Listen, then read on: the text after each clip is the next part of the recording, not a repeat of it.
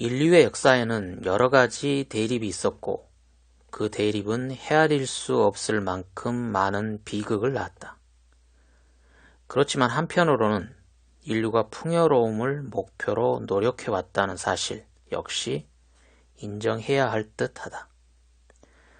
사람들이 사회에 존재하는 부당함과 불편함에 맞서온 것은 더 나은 사회를 만들기 위해서였다. 적어도 표면상으로는 그렇게 생각했기 때문이다. 그러나 여기에서 이해할 수 없는 역설이 드러난다. 인류가 지향한 풍요로움이 달성되면 인간은 거꾸로 불행해진다는 것이다. 영국의 철학자 버틀란트 러셀은 1930년에 행복론이라는 저서에서 다음과 같이 설명했다. 지금 서양 여러 나라의 젊은이는 자신의 재능을 발휘할 기회를 얻을 수 없기에 쉽게 불행에 빠진다. 이에 비해 동양에서는 그런 일이 없다. 공산주의 혁명이 진행되고 있는 러시아에서 젊은이들은 세계 어느 나라의 청년보다 행복할 것이다. 그곳에는 창조해야 할 신세계가 있기 때문이다. 러셀이 말하는 바는 간단하다. 20세기 초반의 유럽에서는 이미 많은 것을 이루어졌다. 앞으로 젊은이들이 고생스럽게 만들어야 할 신세계 따위는 더 이상 존재하지 않는 듯 했다. 따라서 젊은이들은 그다지 해야 할 일이 없다. 그렇기 때문에 그들은 불행하다. 이에 비해 러시아와 동양은 아직 새로운 사회를 만들어야 하기 때문에 젊은이들이 들고 일어나서 힘써야 할 과제가 남아있다. 그렇기 때문에 그곳에서 젊은이들은 행복하다. 러셀의 이야기를 이해할 수 없는 것은 아니다. 사명감에 불타서 어떤 일에 전념하는 것은 훌륭하다. 그렇다면 그렇게 훌륭한 일을 해야 하는 중요한 상황에 처한 사람은 행복하다는 뜻이다. 반대로 그렇다 할 만한 훌륭한 상황에 처해 있지 않은 사람들, 즉 몰두할 만한 일이 없는 사람들은 불행할지도 모른다. 그런데 어딘지 이상하지 않은가? 정말로 이걸로 충분한 걸까? 사회적인 부정을 바로잡으려 들고 일어나는 것은 더 좋은 사회, 더 풍요로운 사회를 만들기 위해서다. 그렇다면 사회가 실제로 나아졌다면 기뻐해야 할 것이다. 그런데 러셀에 의하면 그렇게 되어도 그렇지 않다고 한다. 사람들의 노력에 의해 사회가 더욱 바람직해지고 윤택해진다면 인간은 해야 할 일이 없어져서 불행해진다는 것이다. 만약 러셀의 말이 옳다면 얼마나 어처구니 없는 상황인가. 사람들은 사회를 더 풍요롭게 만들려고 노력해왔다. 그런데도 풍요로움이 실현되면 인간은 도리어 불행해진다. 그렇다면 사회를 더 윤택하게 만들기 위해 노력할 필요가 없다. 사회적인 부정도 내버려 두면 된다. 풍요로움을 지향하지 않은 채 비참한 생활이 계속되게 해도 괜찮다. 부정을 바로 잡으면 사람들은 결국 불행해지기 때문이다. 어째서 이렇게 되는 것일까? 아무래도 이상하지 않는가? 그렇다. 러셀의 말에 이해하지 못할 것도 아니다. 그러나 역시 이상하다. 그리고 이를 아주 당연한 듯 말하는 러셀도 어딘지 이상하다.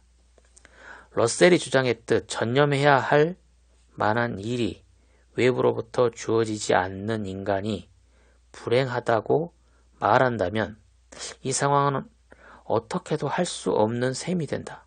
역시 이 지점에서 왠지 이상하다고 생각하지 않을 수 없다. 인류는 풍요로움을 지향해왔다.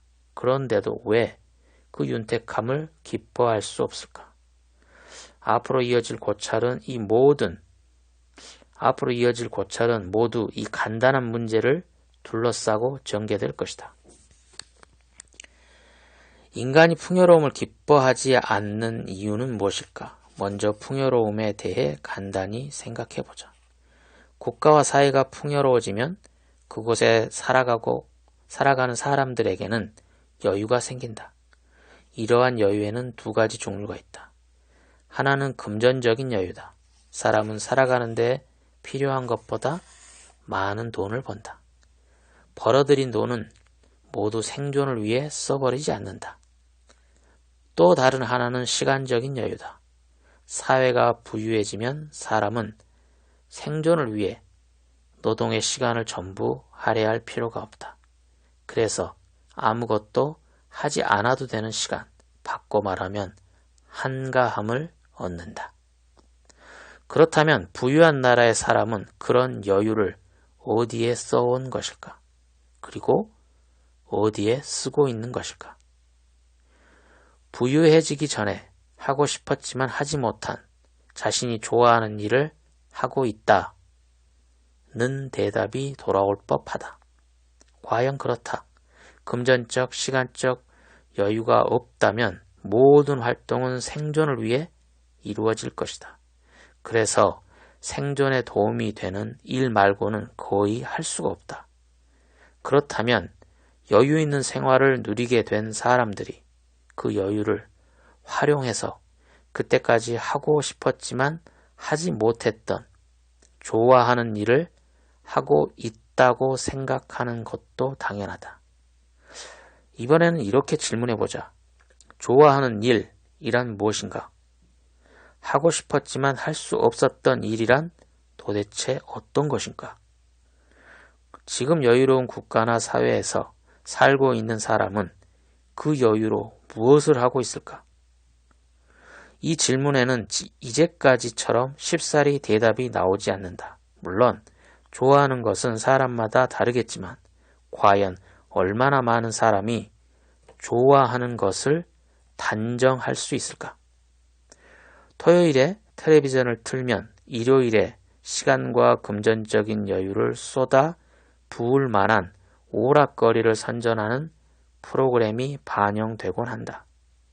그러면 방송을 보고 방송에서 추천하는 장소에 가서 돈과 시간을 소비한다. 그렇다면 사람들은 좋아하는 일을 한 셈일까? 그 일이 바라고는 있었지만 이룰 수 없었던 것일까? 좋아하는 일이라는 표현에서 취미라는 말을 떠올리는 사람도 많을 것이다. 취미란 무엇일까? 사전에 의하면 취미는 어떤 대상에서 아름다움과 재미를 느끼는가 하는 그 사람이 지닌 감각의 존재 양태를 의미한다. 그런데 요즘은 취미를 카탈로그로 만들어서 선택할 수 있게 하고 이를 위해 필요한 도구를 제공하는 기업도 있다. 텔레비전 광고에서는 자녀는 모두 키웠고 남편도 퇴직해서 집에 있는 연령대의 주부를 연기하는 여배우가 하지만 취미엔 돈이 들잖아요 라고 중얼거린다. 그러면 즉시 그렇지 않습니다 라는 나레이션이 이어진다. 그리고 카탈로그에서 취미를 고르면 그 필요한 도구를 저렴한 가격에 바로 손에 넣을 수 있다고 선전한다. 카탈로그에서 그 사람이 지닌 감각의 존재 양태를 고르는 것은 도대체 어떤 것일까?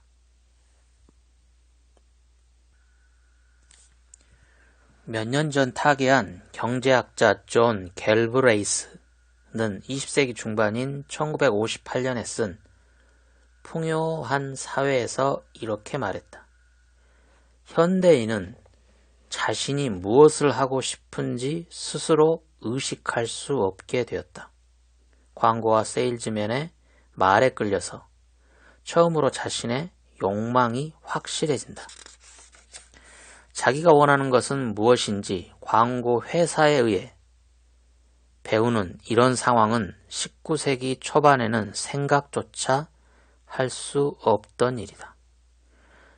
경제는 소비자의 수요에 의해 움직이고 그래야 한다는 소비자 주권이라는 개념이 경제학을 오랫동안 지배하고 있었기 때문에 자신의 생각은 경제학자들에게 강하게 부정된다고 갤브레이스는 말했다.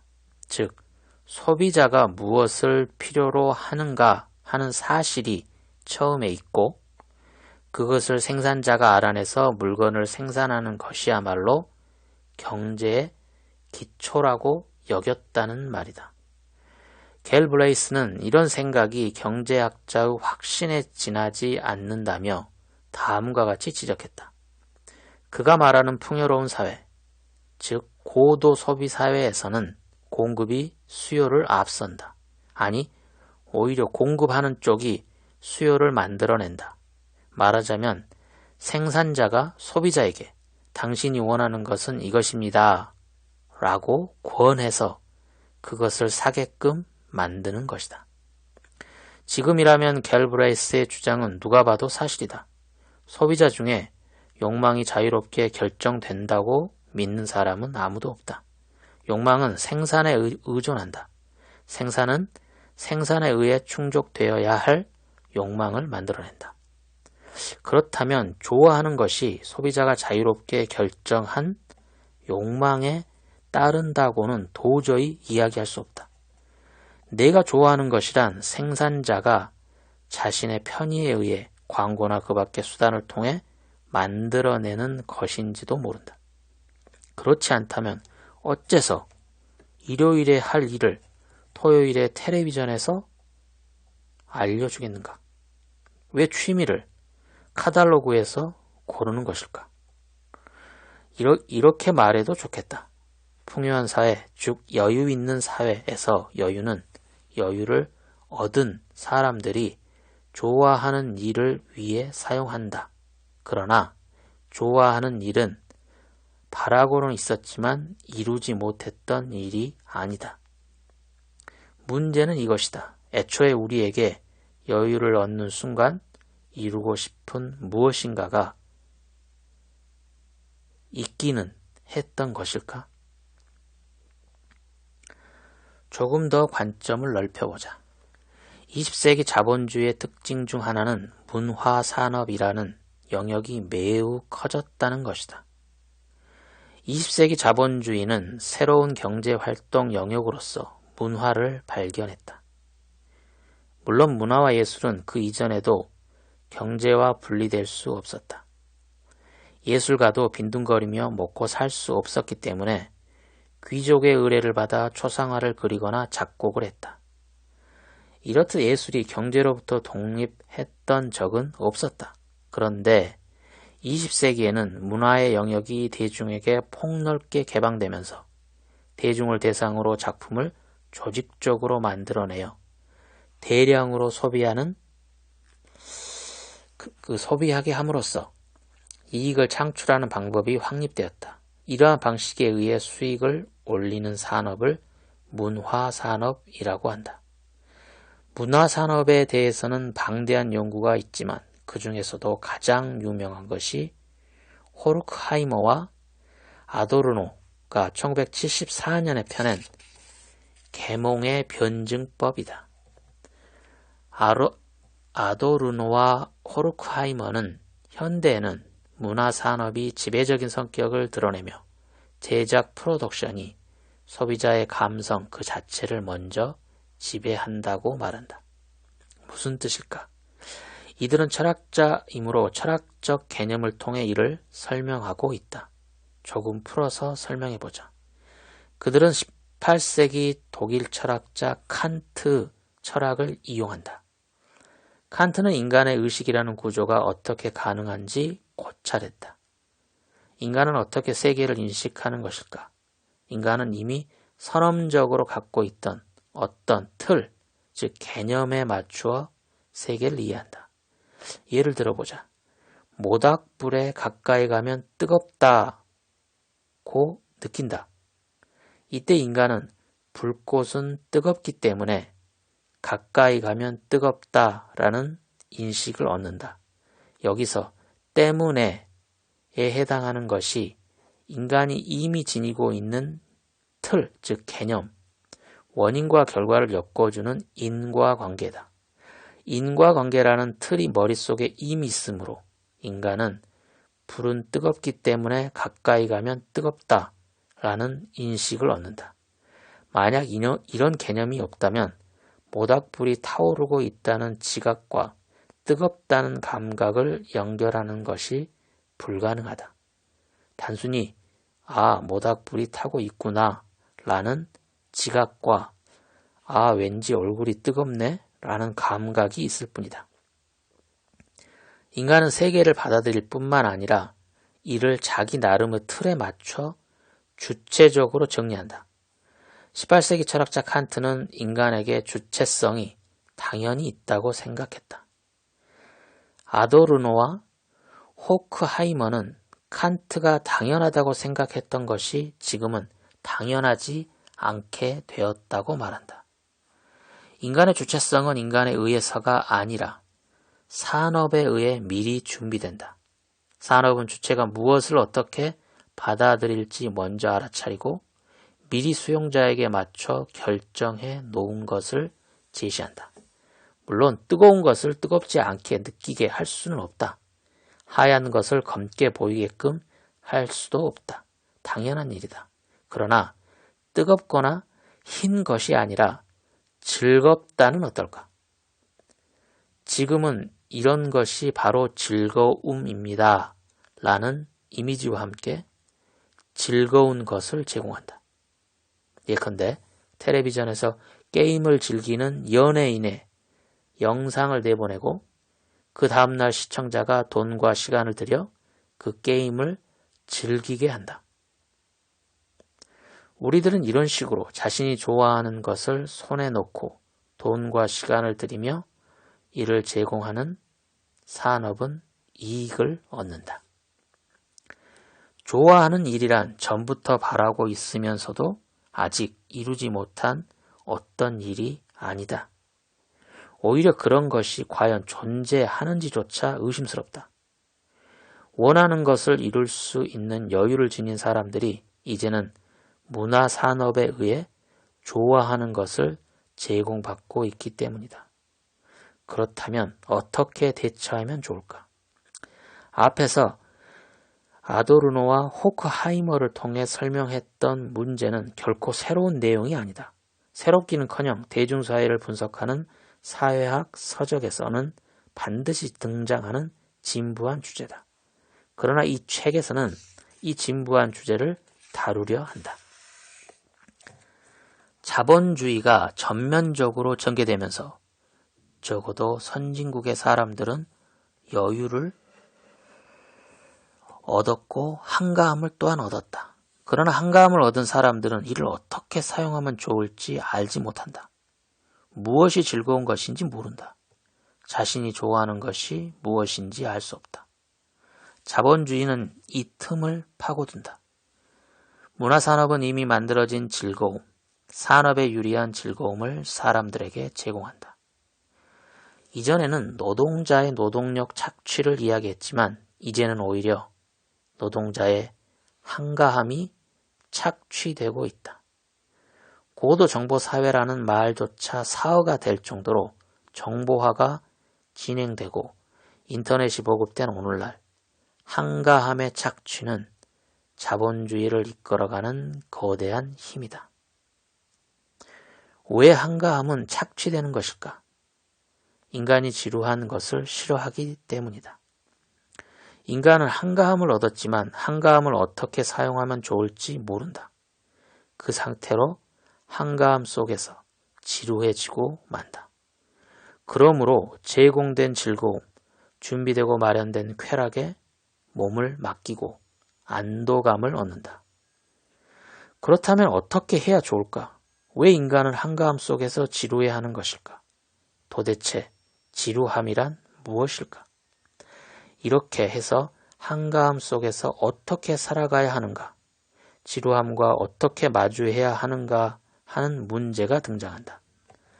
인간은 언제부터 지루했을까? 한가함과 지루함의 윤리학, 바로 이 문제를 묻고 있는 책이다.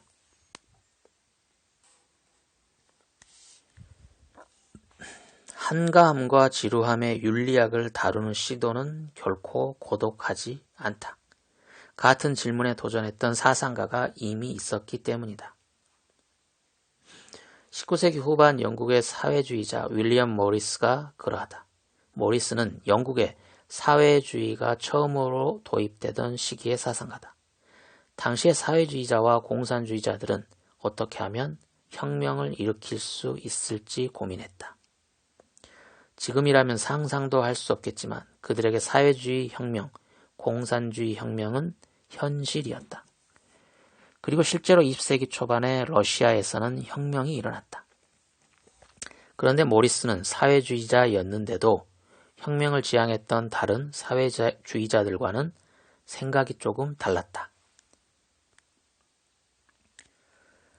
당시 사회주의자들은 어떻게 혁명을 일으킬지, 언제, 어떻게 해서 노동자들과 함께 봉기할 것인지 하는 생각으로 머릿속이 가득했다. 이에 비해 모리스는 내일이라도 혁명이 일어날지도 모른다고 생각했다. 그래서 혁명이 일어나고 나면 그 후에 어떻게 해야 할지를 고민했다. 1879년 민중의 예술이라는 강연에서 모리스는 다음과 같이 말했다. 혁명은 도둑처럼 갑작스럽게 찾아온다. 우리들이 눈치채지 못하는 사이에 말이다. 자, 혁명이 실제로 일어나 민중의 환영을 받았다고 치자. 그때 우리들은 무엇을 할 것인가? 지금까지 인류는 고된 노동을 참아왔다. 그렇다면 상황이 바뀌는 순간 매일의 노동 말고 무엇과 마주해야 할까? 그렇다. 무엇과 마주할 것인가? 여유를 얻은 사회, 한가함을 얻은 사회에서 우리들은 매일의 노동이 아니라 도대체 무엇을 향해야 할 것인가? 이렇듯 모리스는 사회주의 혁명이 도래한 후에 사회에 대해 생각했다. 20세기 말에 사회주의, 공산주의 체제는 완전히 붕괴되었지만 그렇다고 해서 모리스가 던진 질문에 어떤 영향도 미치지 않는다. 오히려 지금이야말로 이러한 문제 제기는 마음을 흔든다. 풍요한 사회를 손에 넣은 지금 우리는 매일의 노동 이외에 무엇을 해야 할까? 결국 문화산업이 제공하는 즐거움을 향할 수밖에 없는 것일까? 모리스는 이렇게 이 질문에 대해 답했다.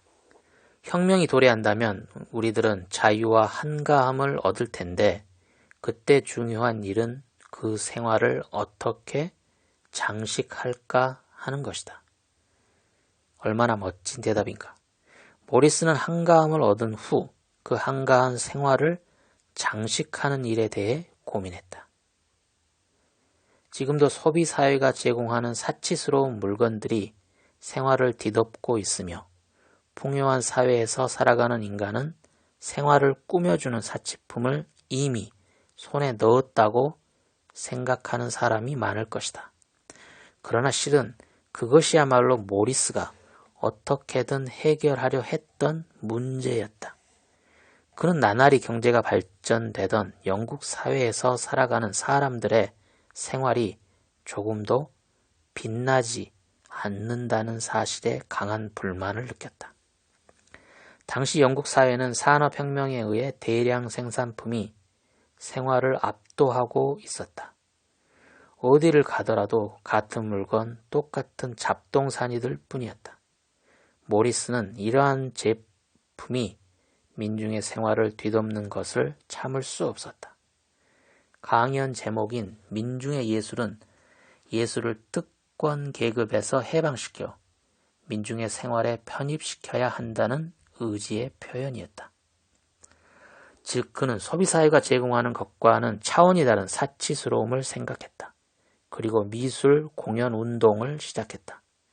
원래 공예가였던 그는 지인들과 회사를 세워서 생활에 뿌리를 둔 예술품을 제공하고 일상용품에 예술적 가치를 더하는 것을 목표로 삼았다. 사람들이 한가한 시간에 자신의 생활을 예술적으로 꾸밀 수 있는 사회야말로 그가 생각하는 풍요로운 사회이자 여유를 얻은 사회였다. 그러나 모리스가 만든 공예품은 부유층의 기호품이 돼버렸고 예술이 민중의 생활에 편입되는 방법이 되지 못했다는 비판도 제기된다. 그런데도 그의 생각은 커다란 실마리를 제공한다. 아주 오래전 예수는 사람은 빵으로만 살 수 없다 라고 말했다. 일본의 진보적 사상가 요시모토 다케아키는 이 말에 재해석하여 사람은 빵으로만 사는 존재는 아니지만 빵이 없으면 살아갈 수 없다는 진리를 예수가 인정한 셈이라고 말했다. 그렇다면 모리스의 사상을 발전시켜서 다음과 같이 말할 수도 있지 않을까? 사람은 빵이 없으면 살아갈 수 없다. 그러나 빵만으로 살아가야 하는 것도 아니다. 우리는 빵만이 아니라 장미도 바라자. 삶은 장미로 꾸미지 않으면 안 된다. 또 한 가지 중요한 논점을 덧붙여보자. 문화산업은 미리 수용자에게 맞춰 정해놓은 즐거움을 산업의 이익이 되도록 사람들에게 끊임없이 공급하는 것이라고 정의했다. 우리는 그것을 받아들이고 즐긴다. 그러나 인간은 그렇게 어리석지만은 않다. 그래서 뭔가 잘못되었어. 이건 정상이 아니야. 진짜가 아니야. 라는 기분이 들 것이다. 즐겁기는 하고 스스로도 즐기고 있을 것이다. 그래도 무언가 이상하다. 열중하게 되지 않는다. 알렌카 주판치치라는 철학자는 무척 흥미로우면서도 무서운 이야기를 한 적이 있다. 이를 쉽게 설명하겠다. 근대는 다양한 가치관을 상대적인 것으로 만들었다. 그래서 지금껏 믿어온 여러 가치는 어느 것도 실제적인 근거가 없으므로 얼마든지 의심할 수 있게 되었다. 그 결과 어떤 상황이 벌어졌을까? 그 덕분에 근대에는 지금껏 믿어온 가치를 대신하여 생명만큼 귀한 것은 없다는 원리만이 살아남았다. 이 원리는 옳다. 그러나 너무도 올바른 나머지 누구도 반론을 제기할 수 없는 원리에 지나지 않는다. 이런 원리는 인간을 흥분시키지 않고 자극하지 못한다. 그래서 국가와 민족이라는 전통적인 가치로 회귀하는 것이 매력적으로 느껴진다. 인간은 자신을 흥분시키는 것, 자극시켜주는 힘을 원한다. 그런데도 세상에 통용되는 원리에는 그러한 힘이 없다. 그렇기에 자극을 받아 행동하는 사람을 부러워하게 된다. 이를테면 대의 명분을 위해 죽으려는 과격파나 광신도들 말이다. 사람들은 그들을 두려워하면서도 부러워한다. 자신은 있거나 없거나 상관없는 존재로밖에 여겨지지 않는다. 무엇인가에 열중하고 싶다. 목숨을 걸고라도 이루고 싶은 중대한 사명에 몸을 던지고 싶다. 그런데도 그런 일은 눈에 띄지 않는다. 그래서 대의를 위해서라면 목숨마저 아까워하지 않는 사람이 부럽다. 누구도 이런 사실을 인정하지는 않지만 마음속 깊이 그런 기분을 느끼고 있다. 내가 알고 있는 한 이런 충격적인 의견을 정면으로 지적한 논객은 없었다. 주판치치의 책은 2000년에 출간됐는데 출판이 1년 정도 늦어졌더라면 그대로 출판되지 않았을지도 모른다. 바로 2001년 9월 11일 9.11 테러 사건이 일어났기 때문이다. 주판치는 예리하다. 한가함과 지루함의 윤리학의 관점에서 여기에 이렇게 덧붙일 수 있을 것이다. 대의를 위해 죽는 삶을 부러워하는 사람은 한가함과 지루함에 고민하는 인간이라는 사실이다.